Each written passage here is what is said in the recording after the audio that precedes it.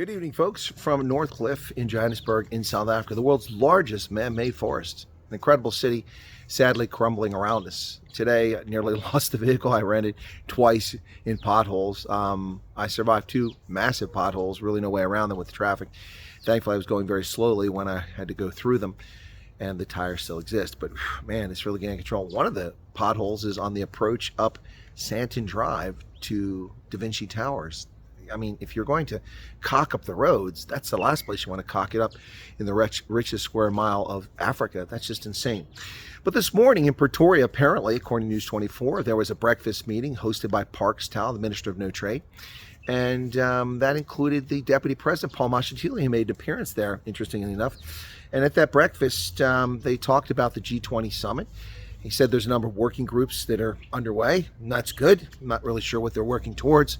I still think the G20 is an absolutely ridiculous joke. The problem with groups and coalitions and organizations is that the larger you make them, the more difficult it is to achieve anything. Look no further than the United Nations. It's just a café clutch of whiny countries who complained about things that have no bearing whatsoever on the conduct of world affairs. But hey, I don't know why we went past the G7. That's all we needed. Going beyond that's just silly. Those are the 7 largest economies in the world at the time, and they dominate world trade and world industrial production, and now the 4th Industrial Revolution. So the G20 is really just a waste of time in my view. But hey, it's a grouping, so we got to follow it. I'm a journalist. I got to report on it.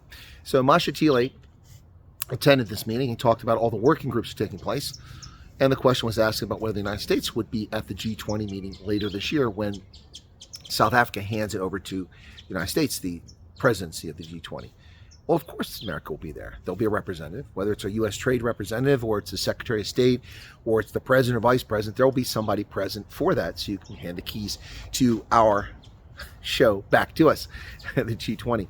So that will definitely take place. But Mashatile, you know, dude, you're really not helping your case here. I don't think he wants to help the case. I mean, this is not an egregious offense. It's not a really big issue for what he had to say, but this is what he had to say when asked about, you know, what's going on. He said, well, we're making progress and we will make this a success. Well, that's awesome. Congratulations, Deputy President Paul Mashatile. I'm 100% with you. I think the G20 meeting should be a success.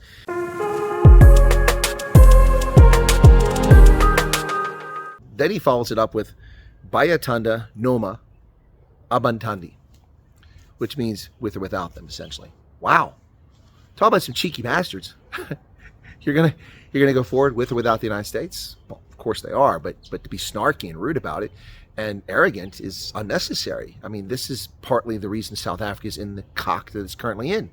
The arrogance, the cheek, the disrespect for other nations. It's amazing how disrespectful South Africans politicians can be towards other countries. It's not just the United States that do this to, but they certainly do it to us. And it's just shocking.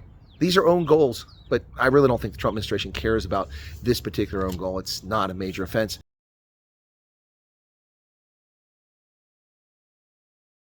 The deputy president does this all the time, continually poking the bear. There's some other folks who used to poke the bear all the time, and one who still does, and that's Gwede Mantashe. If they don't give us the aid, we won't give them minerals. Hey, we buy the minerals. You're not giving us anything. And the aid is our money. We're no longer giving it to you because of the actions of South Africa. If you want the aid restored, then stop acting against our national interest and our friends, partners, and allies' national interest. So Gwede Mantashe and Paul Mashatile just keep ratcheting it up. They just never want to stop. But there are a couple of people who seem to have gotten the message and are no longer intentionally poking the United States and insulting it on a regular basis. That's Cyril Ramaphosa, the president, and also Fikile Mbalula, the Secretary General, who seems to be acting in a much more professional fashion and really not coming in the United States, which is wise, to say at the very least. It's a smart move to avoid that, because what's happening here is these continual aggressions against the United States and lies about the United States, claiming the U.S. is being aggressive towards South Africa, which is comical to say the least. Here we are now in May of 2025. President Trump has been listening to this stuff since he came back in office in late January. February, March, April, 3+ months now. He's hit the 100-day mark. And he's taken no action against South Africa. Nothing. No sanctions, no tariffs, well, the reciprocal tariffs don't count. Everybody got those because of their actions, but not targeting South Africa, which is the phrase constantly being used by South African politicians, that the Americans are targeting, Trump is targeting South Africa. He hasn't targeted South Africa. If he had targeted South Africa, you'd have some very angry officials whose MasterCard and Visas and American Express would no longer work. You'd have some very angry officials who could no longer fly to Spain safely on vacation for fear of risk of being arrested on a warrant. You would have a lot of different things happening in South Africa. You might have an embargo of U.S. companies operating here, or sanctions applied, or punitive tariffs applied. None of that's happened. All that's happened is President Trump has announced a refugee program, which has legitimacy, and he's also announced the end of aid. But the aid ended because of the actions of South African politicians. When the president froze all foreign aid on January 20th, South African politicians chose to look for attention and be attention-seeking. You didn't hear other countries around the world complaining that their aid was cut and screaming, "Oh, what about us?" Oh, yeah. But we saw it in South Africa.